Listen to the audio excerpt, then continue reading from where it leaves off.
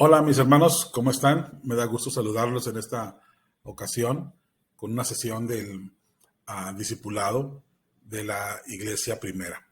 Como ustedes saben, estamos compartiendo el discipulado por los siguientes meses para beneficio de todos y cada uno de nosotros en la Iglesia Primera, el discipulado caminando con Jesús.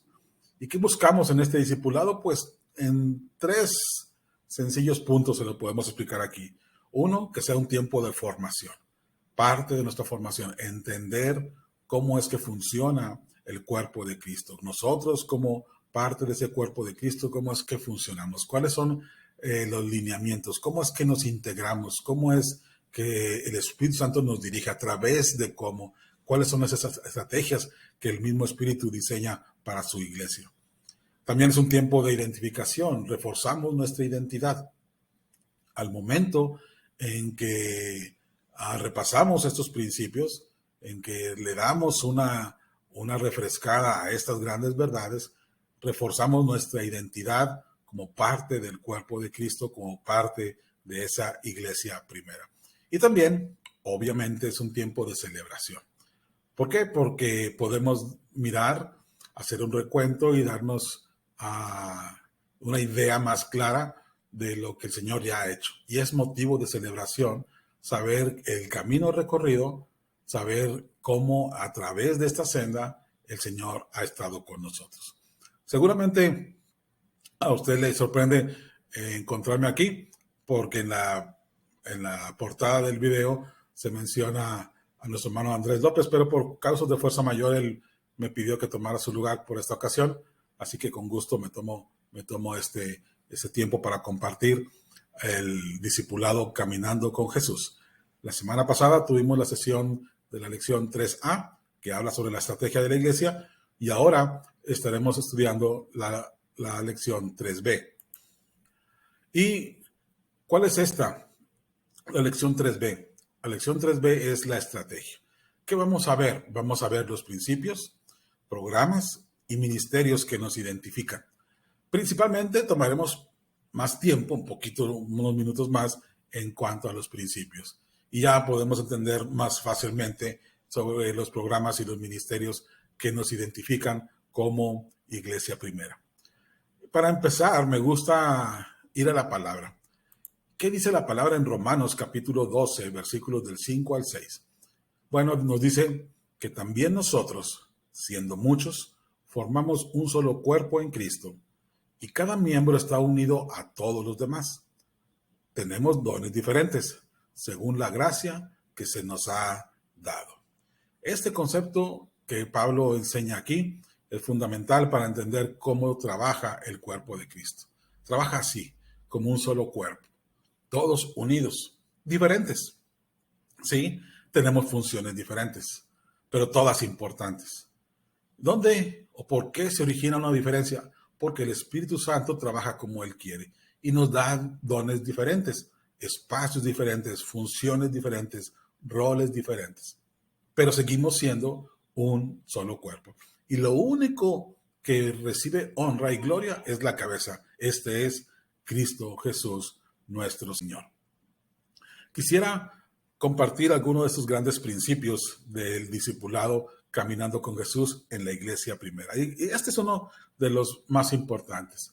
Partimos de que cada miembro es un ministro. Cada miembro de la iglesia es un ministro. Esta verdad fundamental de la iglesia desde el movimiento de reforma es un pilar que debe estar sólido siempre y claro en nuestra vida.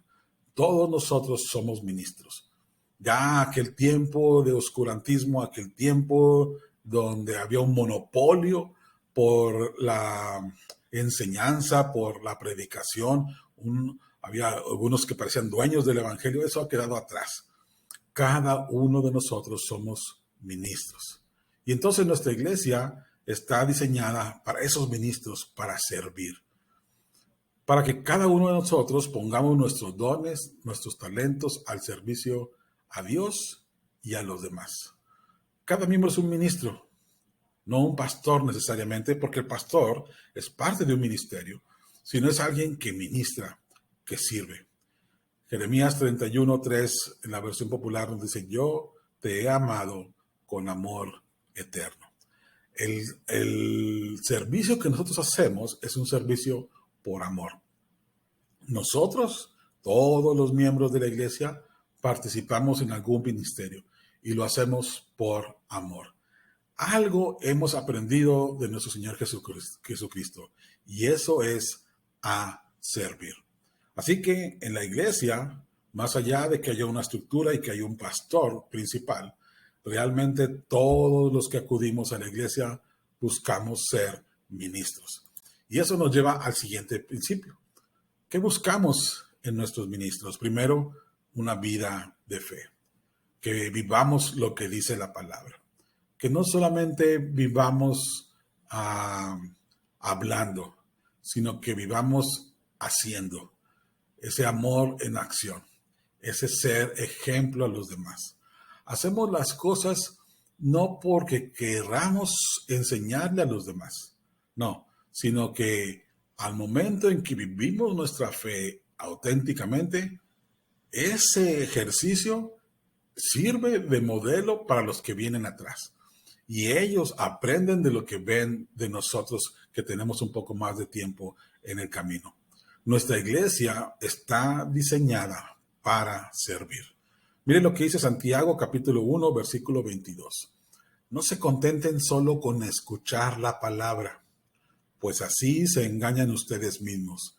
Llévenla a la práctica. Eso es lo que nos estamos buscando. Que nosotros, cada uno de nosotros como ministros, tengamos una verdadera vida de fe, donde vivamos la palabra, no solamente la escuchamos, sino que la llevamos en acción. Esa autenticidad en la vida de fe servirá de ejemplo para los que nos están observando. Mire, qué importante estos dos principios, porque nos lleva a un tercero, al desarrollo de un liderazgo auténtico. ¿Qué buscamos? Bueno, creemos que usted guía sirviendo. Cuando hablamos de líderes en nuestra iglesia primera, estamos buscando personas con mentalidad de siervos. El liderazgo como una vía de servicio. El liderazgo no como un objetivo, sino como una consecuencia natural por el servir. Aquel que sirve es aquel que puede ser ejemplo a los demás y que puede liderar. No al revés. Cuando Jesucristo estaba con sus discípulos, Él nos dio un ejemplo muy claro de lo que es ser un líder. Y un líder tiene que ser un siervo que guía con su ejemplo. Los líderes se multiplican en otros a través de la mentoría, de acuerdo a sus dones y talentos. Pero sobre todas las cosas, la personalidad del líder está sujeta al Espíritu Santo. Esta es una característica que anhelamos continuamente, y eso nos pone en una condición de humildad donde necesitamos cada día más de Dios. Ese liderazgo auténtico es el que estamos desarrollando en la iglesia primera. Acuérdense de sus dirigentes que les comunicaron la palabra de Dios. Consideren cuál fue el resultado de su estilo de vida e imiten su fe. Mire qué bonito esta traducción, ¿verdad? Su estilo de vida. Ese estilo de vida es del servicio. Imiten a esas personas, es lo que dice Hebreos capítulo 13, versículo número 7. En la iglesia primera, dentro de los grandes principios de los ministerios, es que tenemos un clima de aceptación. Esto es muy importante. Y creo que es algo muy, muy necesario reflexionar. Hace algunos meses, escuchando una de las conferencias de Félix Ortiz, un escritor y un líder evangélico español, en uno de sus temas, creo que la conferencia era sobre otra cosa, pero una de las cosas que él mencionó, que a mí me hizo reflexionar y me llevó a pensar, y lo he estado como se dice por ahí, masticando por un buen tiempo, es, ¿cuál es, escúcheme esta pregunta, cuál es la expectativa de Jesús sobre usted? O sea, ¿qué espera Jesús de mí? Es una de las cosas que quizás deberíamos respondernos y tomarnos un tiempo. Seguramente, muchos de nosotros pudiéramos hacer una larga lista de conceptos que pensamos que Jesús espera de nosotros. Pero lo que Félix, o el hermano Félix, estaba enseñándonos o compartiéndonos, era que reflexionáramos cuántas de esas expectativas no son de Jesús. O sea, cuántas veces somos nosotros, seres humanos, que imponemos o hacemos creer a otras personas que Jesús está esperando algo de ellos. O sea, cuánto de lo que nosotros nos comprometemos con Jesús es debido a la presión de nuestro alrededor y cuánto es realmente lo que Jesús espera de mí. Tal vez usted esté confundido con lo que le estoy diciendo, pero déjese lo hago de una forma más simple.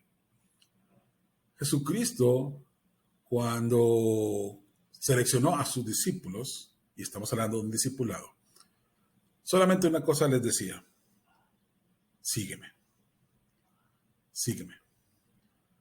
El primer llamado es a seguir a Jesús. Lo único que Jesús espera de usted y de mí es que caminemos con Él. Simple.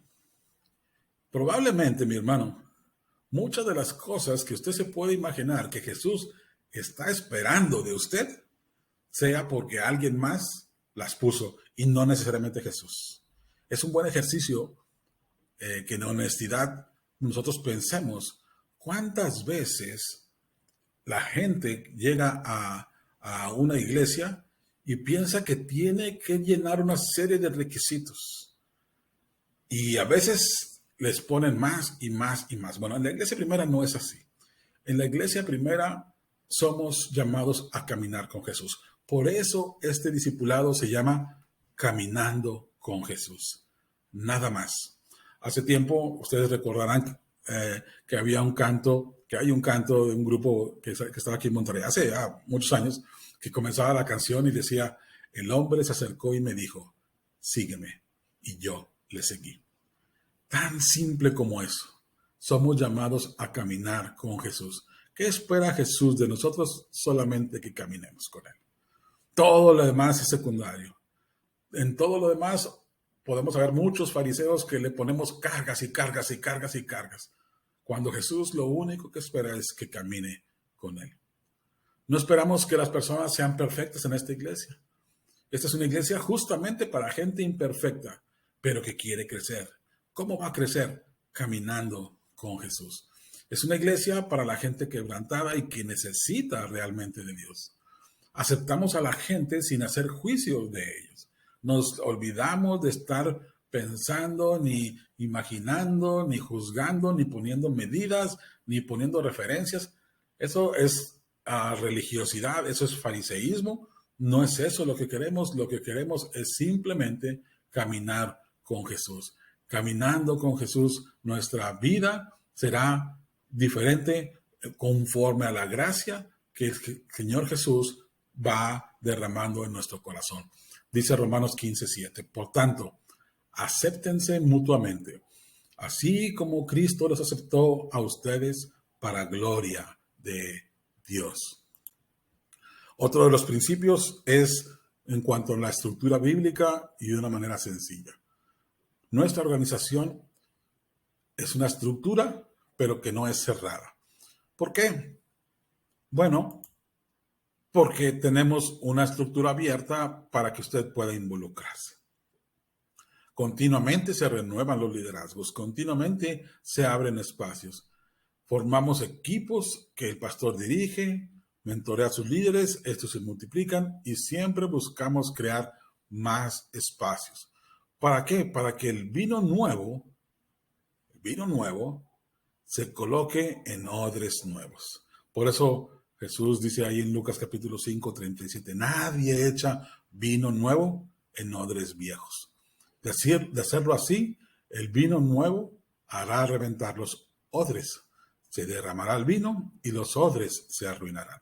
Se pone entonces vino nuevo en odres nuevos. Esa es la manera en la que nosotros buscamos crecer. Esa es nuestra estrategia, dando espacios para que cada uno de nosotros tengamos oportunidad de madurar, de crecer, de servir. Y el Señor hará la obra en cada uno de nosotros según como nosotros vayamos conociéndole. Cada uno en un tiempo justo, cada uno en una manera individual, cada uno de una forma única.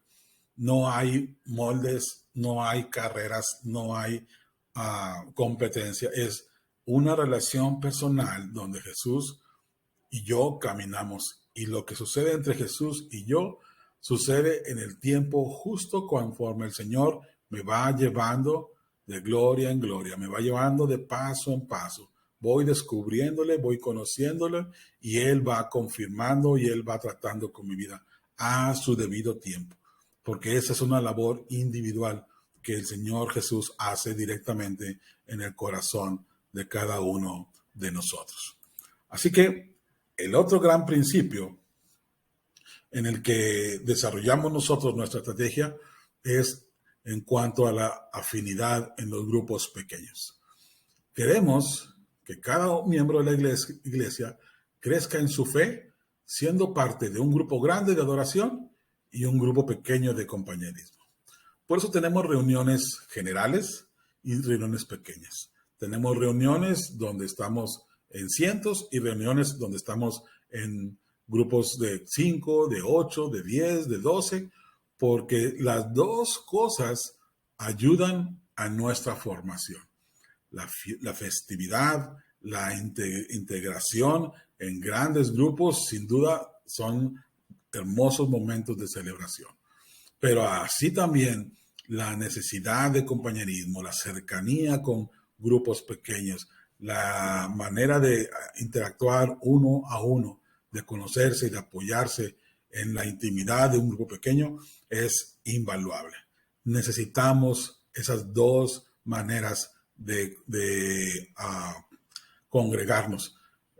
Normalmente las convocatorias en los domingos, pues es la iglesia en pleno, pero durante toda la semana siempre habrá un lugar donde podamos nosotros permanecer en contacto, integrados a nuestra iglesia. Y eso incluye a los jóvenes, a los adolescentes, a los adultos, los solteros, los casados, los niños, adultos mayores, en fin, a través de los grupos de alcance que tenemos en la iglesia.